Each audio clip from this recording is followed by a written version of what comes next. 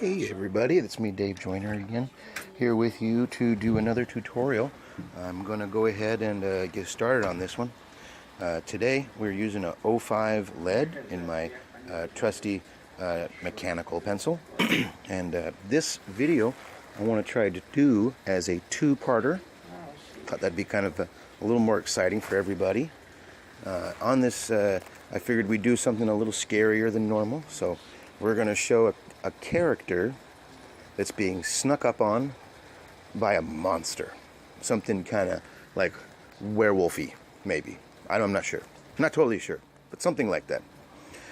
So I've gone ahead and I've created some guidelines, and I am working on putting in the framework for his chest.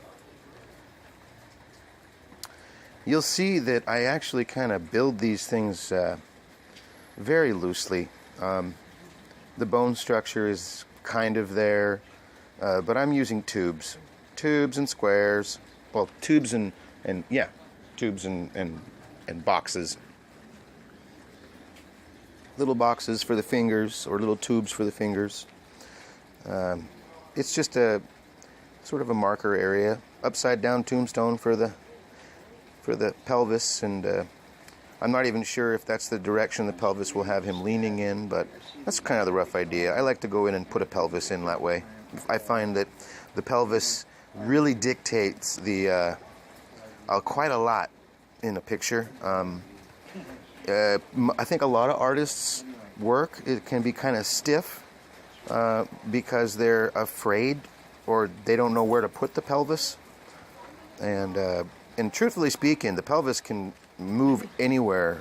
And the more organic artwork I see, the stuff that really looks like real life stuff, you got no concern at all by the artist where the pelvis is going to be. It's just trying to show sort of forward motion.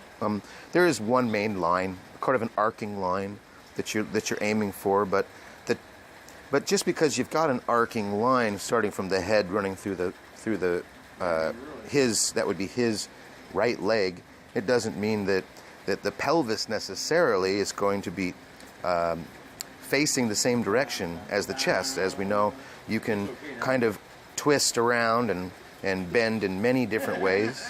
So it's good to kind of just keep that in mind when drawing a character, that your pelvis can be very loosely put in. But picture an upside down tombstone. That's kind of what I do. It's an upside down tombstone, and you see I'm coming in here. I'm actually going to find that this is not quite long enough, and I'm going to lengthen that tombstone out and make it a little bit longer.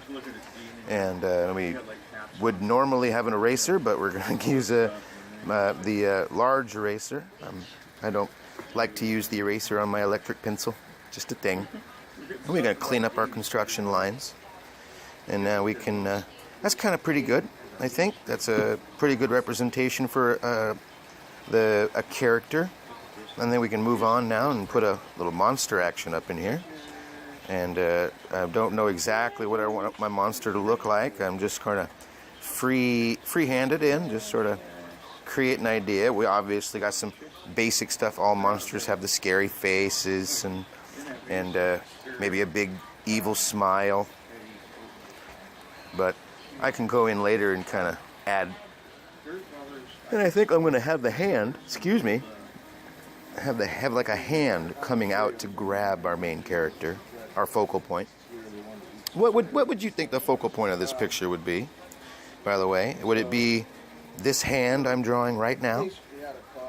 You think that's the focal point? The hand that's about ready to latch on to this guy's shoulder? Or do you think it's the guy? Or do you think it's the monster? I would say it's the hand. I think that hand right there is probably the focal point.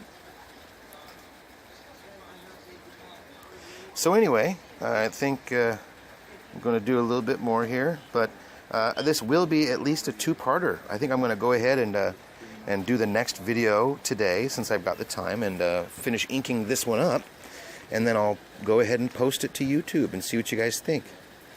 I think that this shows the different kind of style than I normally do. You guys normally see me doing, well, not style, pretty much all the same style, but the type of genre, it's sort of a scarier sort of a,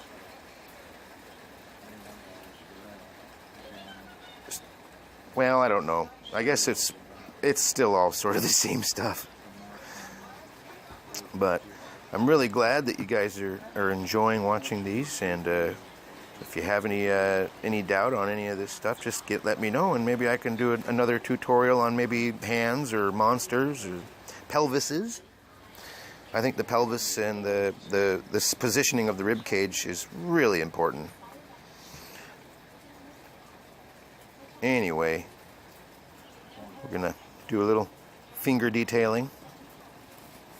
I've got some money you can use if you want to pick up some coffee, some creamers, caramel, some cocoa ribs, Yeah. and some corn pops. I think we're just about there. And probably one other cereal or whatever. Maybe another hand over here. If you want to pick up some hamburger, you might be able to. Looks a little bit like a man in a monster's costume, like off of oh, you know what this reminds me of? This reminds me of Scooby-Doo. Oh, I shouldn't have said that. A show that's like this show, like Scooby-Doo. Anyway, you guys, I hope you enjoyed this tutorial, and I want to say please subscribe and get back to me with any of your ideas for future episodes, please. And I thank you all, and